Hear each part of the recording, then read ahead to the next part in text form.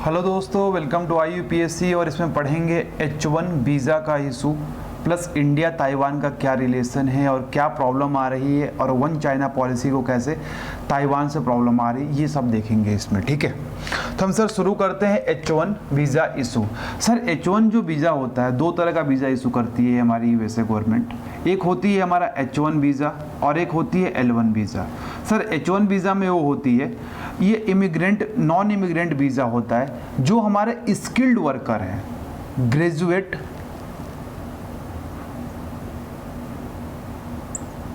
Skilled worker हैं, ये जाकर USA में काम करते हैं। इनके लिए क्या इशू किया जाता है? H1 visa. ठीक है, अब देखिए कि 2014 में हमारा 85,000 इन्होंने H1 वीज़ा इशू किया था और ये हमारा इंडिया और चाइनीज़ के स्टूडेंट इसमें जाकर भर गए पूरा। जैसे कि 2014 में 70% जो स्टूडेंट गए थे हमारे 85,000 में, ये हमारे 70% इंडियन थे। और बेसिकली ये किस में जाते हैं? कंप्यूटर एप्लीकेशन में ज़्यादा वहाँ पे जाते हैं H1 वीज़ा के थ्रू।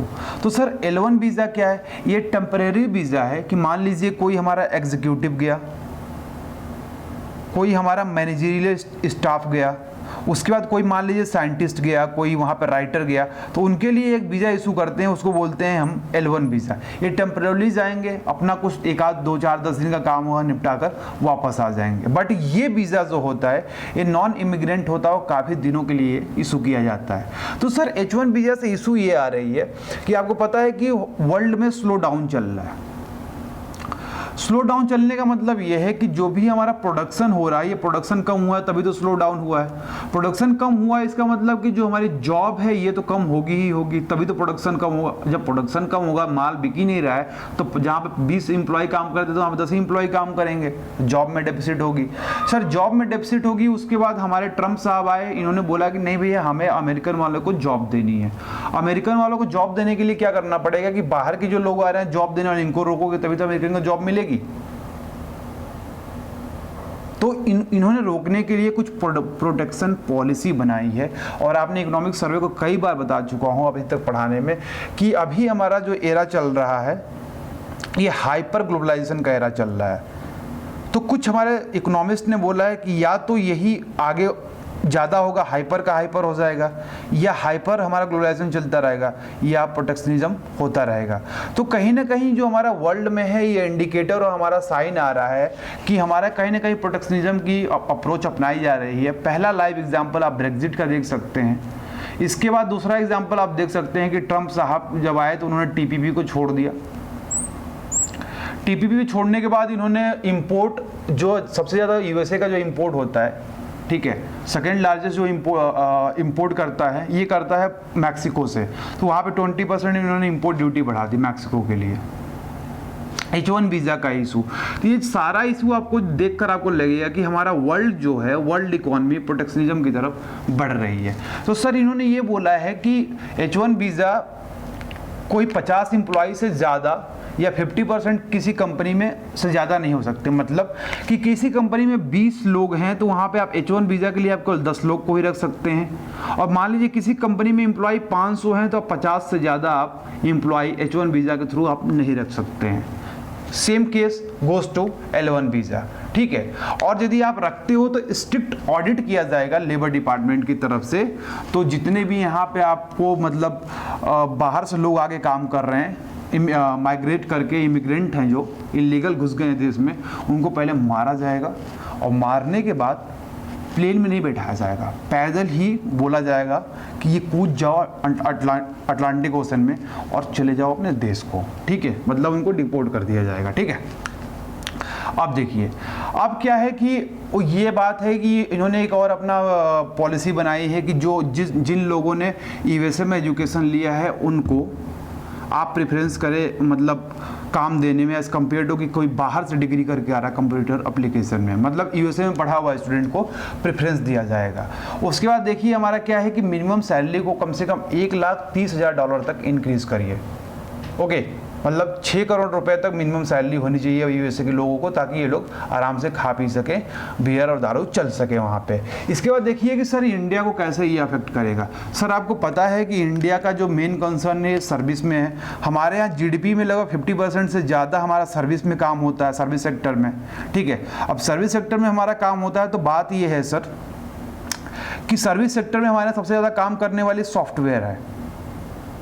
अब सॉफ्टवेयर में जो हमारे TCS है, इन्फोसिस है और विप्रो है, ये बैडली हिट करेंगे, क्योंकि बात ये है कि H1 वीज़ा और L1 वीज़ा का जो हमारा फ़ी है ना, H1 वीज़ा और L1 वीज़ा का जो फीस है, इसको भी इन्होंने बढ़ा दिया है।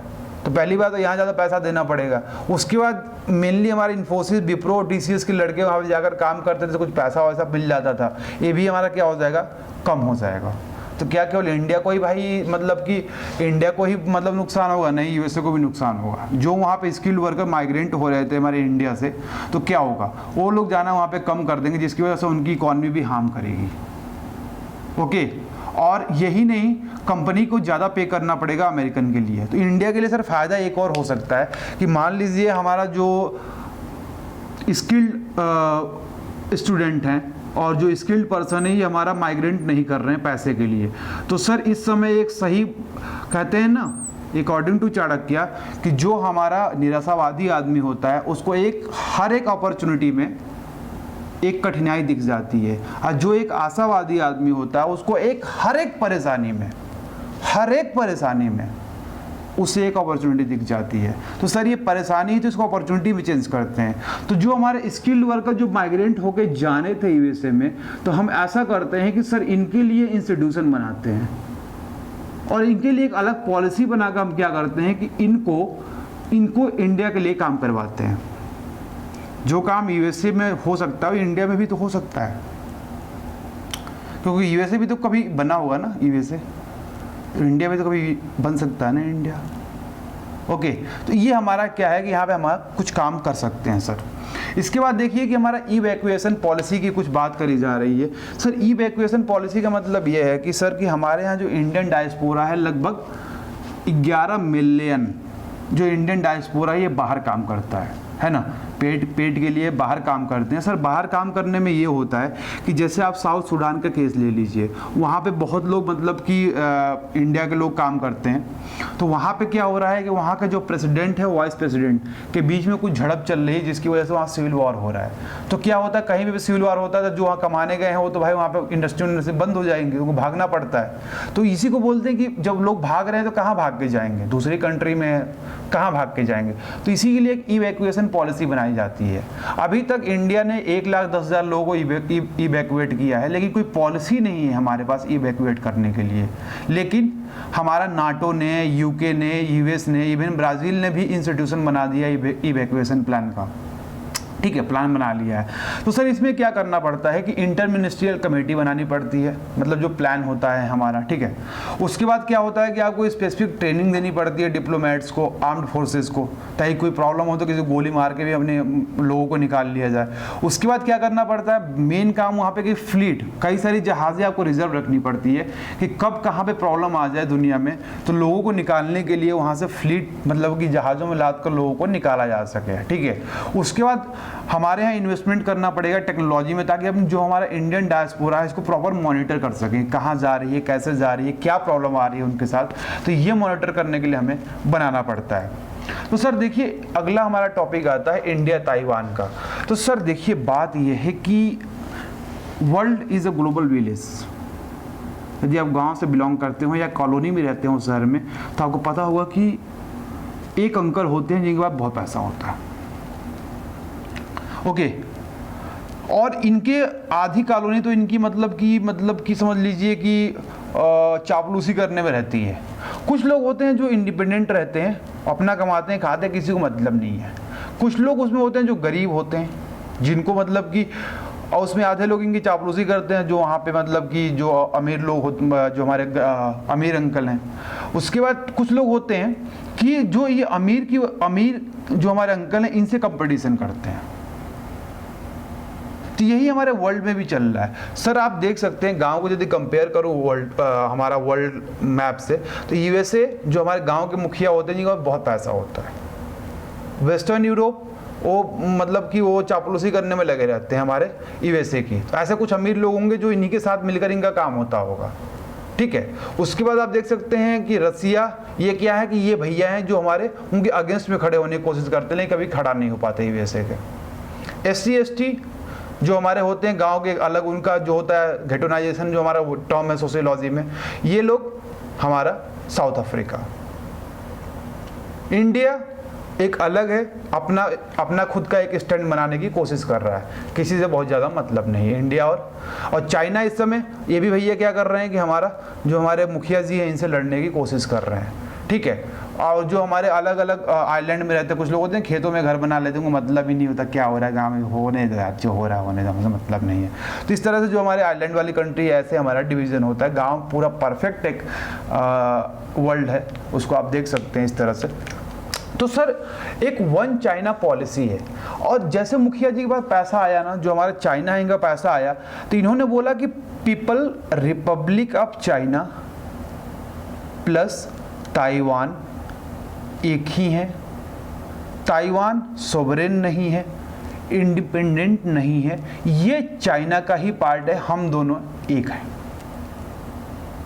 इसको हम क्या बोलते हैं sir? One China policy. Sir one China policy में क्या होता है कि किसी भी कंट्री को अपना डिप्लोमेटिक रिलेशन चाइना से स्टेब्लिश करना है तो आपको वन चाइना पॉलिसी को एग्री करना पड़ेगा। मतलब चाइना को और ताइवान को एक मानना पड़ेगा आपको। इसे क्या बोलते हैं सर? One China policy. तो देखिए इंडिया ताइवान में क्या हुआ है कि जो ताइवान में हार्डवेयर का बड़ा अच्छा काम होता है और इंडिया में सॉफ्टवेयर का काम होता है, तो दोनों मिल जाए तो भैया ये तो राम लखन की जोड़ी है, काम हमारा बहुत अच्छा निकल सकता है ना। तो ताइवान जो है हमारा मेक इन इंडिया में और डिजिटल इंडिया में हेल्प कर सकता है, लेकिन ताइवान खुद ही फ्रीडम में नहीं है। चाइना ने तलवार लटका रखी है, तो उनको तो कोई फ्रीडम देना नहीं है ताइवान को, ठीक है। तो ये क्या है कि साउथ चाइना सी का जो हमारा इशू है, कई बार आपको बता चुका हूँ, वहाँ पार्सले और जो आइलैंड है और जो ताइवान है हमारा, तो कह रहा है ये इंडिपेंडेंट नहीं है, हमारा पार्ट है, पैसा है, मारूंगा सबको पकड़ के एक तरफ से, फिलीपींस हो चाहे वियतनाम हो चाहे लाओस हो, सबको मारूंगा, म्यांमार को भी मारूंगा, है ना। तो ये कह रहा है कि आप लोग बस ज़्यादा मत बोलो, ज़्यादा बोलोगे सारे आइलैंड मेरे हैं। क्योंकि सर बात ये है कि साउथ चाइना सी से बहुत सारा ट्रेड होता है, 5 ट्रिलियन का ट्रेड होता है। वहाँ पे हाइड्रोकार्बन्स काफ़ी अच्छे हैं, फिशिंग जोन काफ़ी प्यारा है, ठीक है, बहुत बिजी रूट है हमारे ट्रेड के लिए। तो जिसको आइलैंड मिलेंगे उनकी हेजोमोनी हो जाएगी हमारे साउथ चाइना सी में। ओके, तो सर साउथ चाइना सी में जो डिस्प्यूट है, ताइवान कह रहा है भैया आप चल लो ना यार, इंडिया भैया चल लो यार, आप चलोगे तो आपके पास भी न्यूक्लियर है, आपके पास भी स्ट्रॉन्ग आर्मी है, और आपका भी तो इन्होंने लद्दाख में जाकर छीन लिया है थोड़ा सा, और अरुणाचल प्रदेश में जाके आपको दिक्कत करते हैं। अब बासठ में वार भी तो हुआ था, तो आप चलोगे ना तो वहाँ प्रेजेंस आपकी रहेगी साउथ चाइना सी में, तो वहाँ पे पावर का संतुलन बना रहेगा, शक्ति का संतुलन बहुत जरूरी है ना। उसके बाद क्या है कि हमारा इंडिया ताइवान के मार्केट में पेनिट्रेट कर सकता है, ताइवान हमारे इंडिया के मार्केट में पेनिट्रेट कर सकता है। और देख सकते हैं कि ताइवान की कनेक्टिविटी हमारी बढ़ा दी गई आसियान से और हमारा ईस्ट एशिया कंट्री से, तो हमारा क्या हो जाएगा कि ताइवान को भी मतलब थोड़ा सहयोग मिल जाएगा, ठीक है। लेकिन प्रॉब्लम ये आ रही है कि सोवरेनिटी जो हमारी है ये इसको सेव करके रखना पड़ेगा। अभी तक सर क्या है कि 21 कंट्री ने ताइवान को सोवरेन बता दिया है। ओके, तो सर देखिए इंडिया का बेनिफिट क्या होगा कि जैसे चाइना ने बोला कि अरुणाचल प्रदेश मेरा है, हमने बोला ताइवान इंडिपेंडेंट है, मैं रिकॉग्नाइज कर दूंगा, तो यहाँ पेच फंसा कर रखना पड़ता है सर। जो सीधा पेड़ होता है ना सबसे पहले काटा जाता है, तो यहाँ पेच फंसा कर तो रखना पड़ेगा हमें, ठीक है। उसके बाद क्या कर सकता है इंडिया, अपना हाइड्रोकार्बन को एक्सप्लोर कर सकता है साउथ चाइना सी में। ओके, तो ये सारी जो हमारी बातें आपको साउथ वन चाइना पॉलिसी की बात भी यहाँ बता दी है। तो ये सारा हमारा वर्ल्ड में खेला चल रहा है, और इंडिया ताइवान का केस है, H1 वीज़ा का इशू है, पता नहीं दुनिया गंदी है अच्छी है, आप डिसाइड कीजिए। Okay, thanks for watching, have a nice day.